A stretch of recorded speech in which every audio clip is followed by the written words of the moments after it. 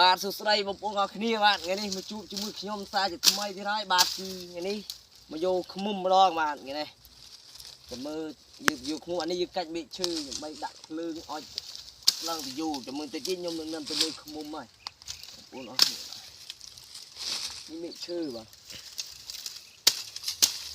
bà nên dừng bà đấy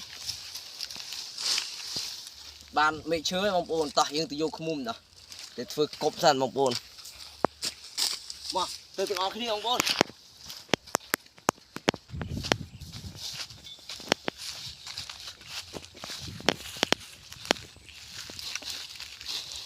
bà những đại cái này đi sân mố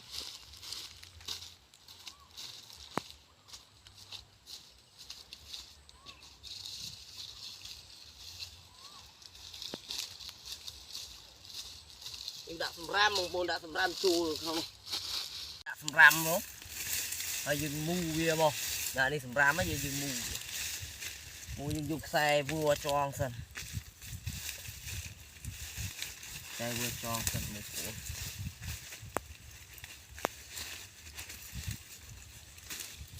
đạch vào đây vua này thôi à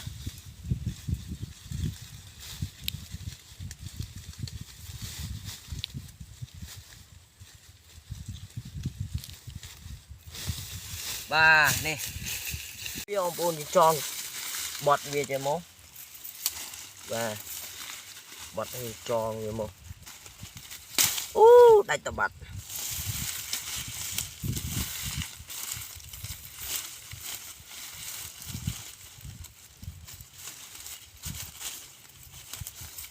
bà này tròn kìa nhà này dừng về vô lọ tụi ơi đặt bao nó trơn thôi dù là trơn và cái dừng phơi rồi ấy thứ ba đấy và này cái bật chặt lòng tự cạp và tỏ chim dục mùng món này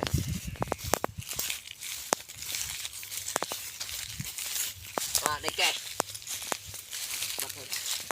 bồn không mùng nơi nơi tròn là ta mượn khơi nha ngày là nghỉ ông bồn thế chứ nhung lần khơi đánh vậy và chứ nhung đừng lần từ đấy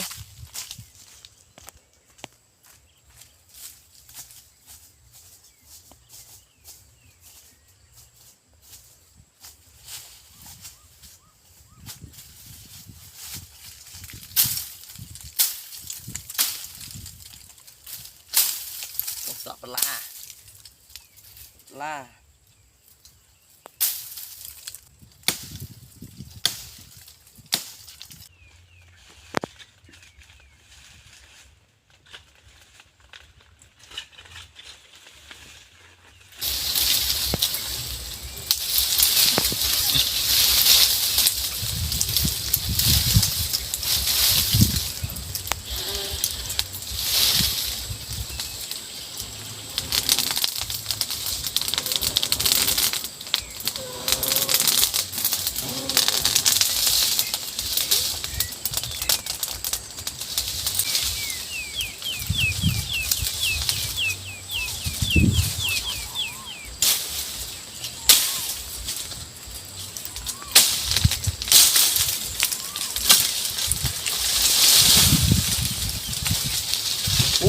sao hỏi đi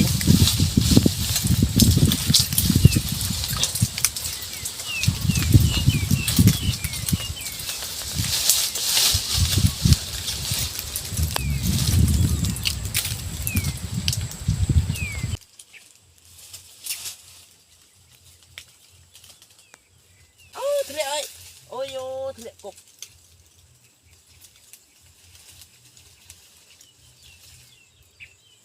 lẹ bệt em lẹ bệt ơi rong cam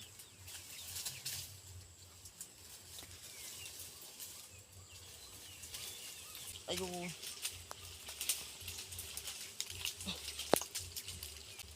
thôi bông bồn ơi thế ông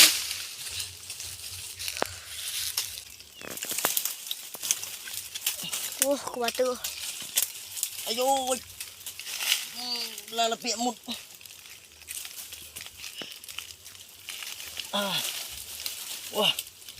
Yo, bông bố đôi đi bạn ơi.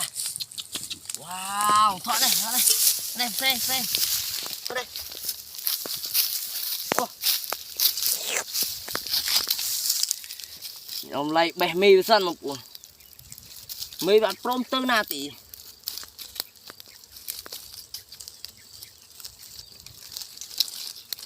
Đừng xong các bác tức ăn đi, bông bố đôi. Liệm mì. Liệm mì bông bố đôi. Thoát mì lần từ lư đầu cuối. Sợ mì bông bố đôi. Này mất chút bạn mồm bác cười. Nhôn. Mày em. Rồi em.